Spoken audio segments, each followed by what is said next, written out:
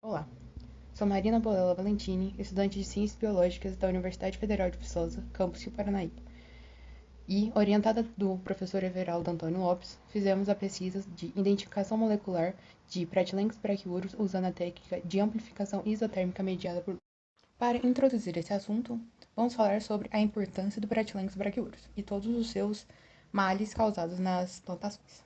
Bom, Pratylenchus brachyurus é uma espécie de fitonematóide, que tem a maior dispersão do Brasil. Ele tem uma ampla gama de hospedeiros, como soja, milho, feijão, algodão e até as pastagens. Ele tem um hábito endoparasita migrador, ou seja, ele entra na cultivar, migra e vai destruindo todo o tecido radicular, causando sintomas como lesão radicular, que reduz a absorção de água e nutrientes, e diminui assim o seu crescimento e uma queda na produção, e levando assim até a morte da cultivar.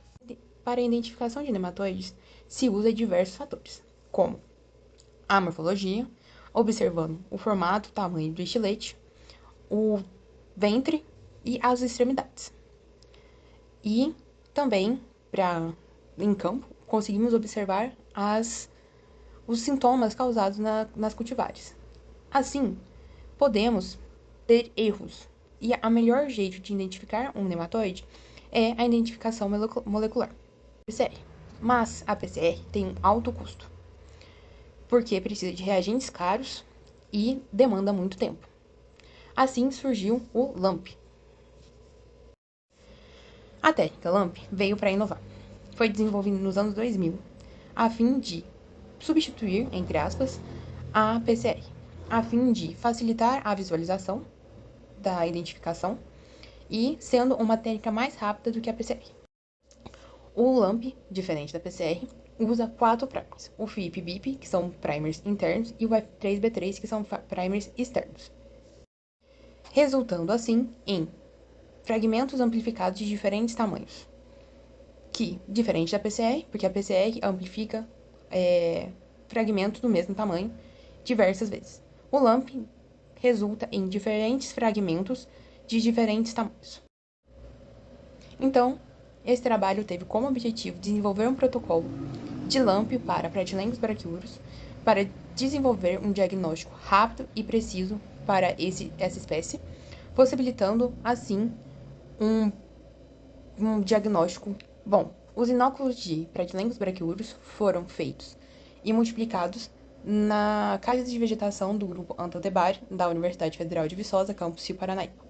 Foram multiplicados em mudas de quiabeiros, num substrato de solo e areia 1:1, sendo autoclavados. Para a extração de DNA e identificação molecular por PCR, foram adotados os protocolos Machado et al. De 2017, para a identificação e confirmação da pureza dos inóculos.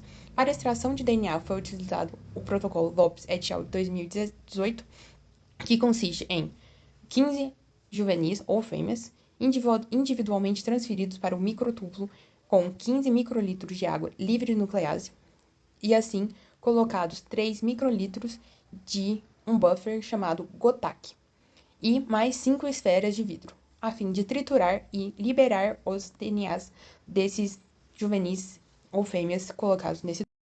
Esse microtúbulo é levado ao amalgamador por 30 segundos. Então, após a saída do amalgamador, é adicionado 3 microlitros de proteína K e levado para incubação. 60 graus a 60 minutos, 95 graus a 15 minutos, 2 minutos a 15 graus. E assim armazenado no freezer para a continuidade do experimento. Após sair da incubação, é feita uma PCR utilizando esse DNA liberado e depois é feito um gel de agarose de 1,2% a 75 volts por 45 minutos, num gel usando TBE-1X e utilizando a visualização por luz UV. O LAMP. Para começar o desenvolvimento desse protocolo, o primeiro passo é o desenho dos primers. Nessa pesquisa foram utilizadas 2 estratégias de desenvolvimento de primers. Um primer foi utilizando um primer específico e o produto dele foi enviado para o Instituto Biológico de São Paulo, utilizando um fragmento de 267 pares de base como alvo para o desenho desse primer. A segunda abordagem foi utilizando uma sequência F693895, disponível no GBank, e esse fragmento foi obtido pelo DNA isolado de Pratylenchus brachyurus, usando um primer desenvolvido para PCR, chamado PB23, possuindo uma sequência parcial do gene ritossomial 18S. Os primers LAMP, para identificação de Pratylenchus brachyurus, foram desenhados usando um software chamado Primer Explorer V5. Após o desenho dos primers, é feita a otimização desses primers, ou seja, é testado os primers para saber qual é o primer melhor e mais específico para Pratylenchus brachyurus. Desse jeito, testamos variando a temperatura, a concentração dos primers e o tempo de incubação. As reações foram realizadas a 60, 63 e 65 graus por 45, 60 e 75 minutos. Duas combinações de primers foram avaliadas. A primeira relação foi dos primers internos, FIP-BIP, e os primers externos, F3B3, que foi na proporção 4:1 e 8:1. Ou seja, foram usados 4 partes do FIP-BIP e uma parte de F3B3, sendo 8 microlitros de FIP-BIP e 2 microlitros de F3B3. E quando é 8:1, foram utilizados 18 microlitros de FIP-BIP e 2 microlitros de F3B3. Como se verifica a otimização do primer? Como já tinha dito antes, o LAMP é uma técnica inovadora, que a sua identificação e detecção de amplificação é feita a olho nu, pela mudança de cor. O Master Mix usado no LAMP detecta a mudança de pH.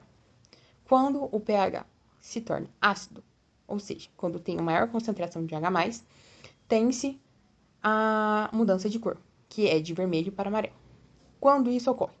Quando tem uma amplificação de DNA. Quando ocorre a amplificação de DNA, tem a liberação de um H+, deixando o meio mais ácido, mudando assim a cor. Após a realização do LAMP, havendo ou não mudança de cor, é feito um gel de agarose a 1,2%. Como resultado do desenvolvimento de primers e da otimização, temos que, para o desenho de primers, não foi possível o desenho de primers do fragmento 267 MP, mas foi possível desenhar 5 conjuntos de primers da segunda opção, utilizando os primers FIP-BIP F3B3.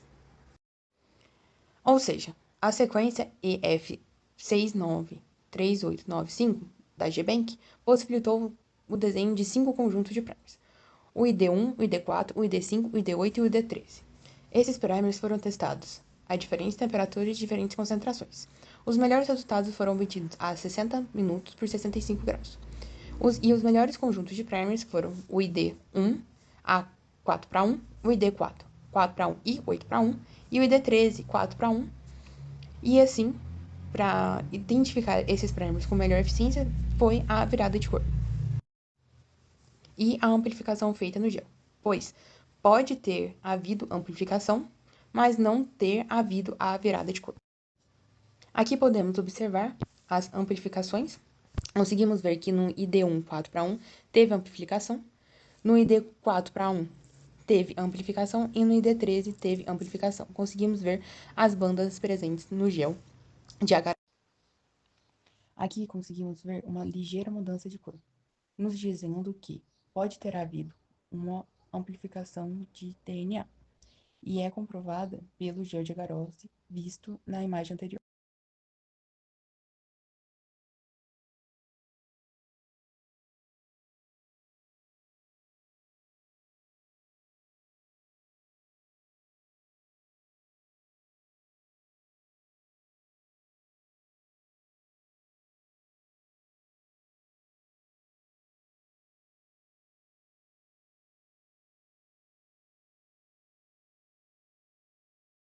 Para estudos futuros, é necessário fazer o teste de especificidade, ou seja, testar os primers escolhidos em outras espécies, para ver se ele realmente é específico para Pratylenchus brachyurus.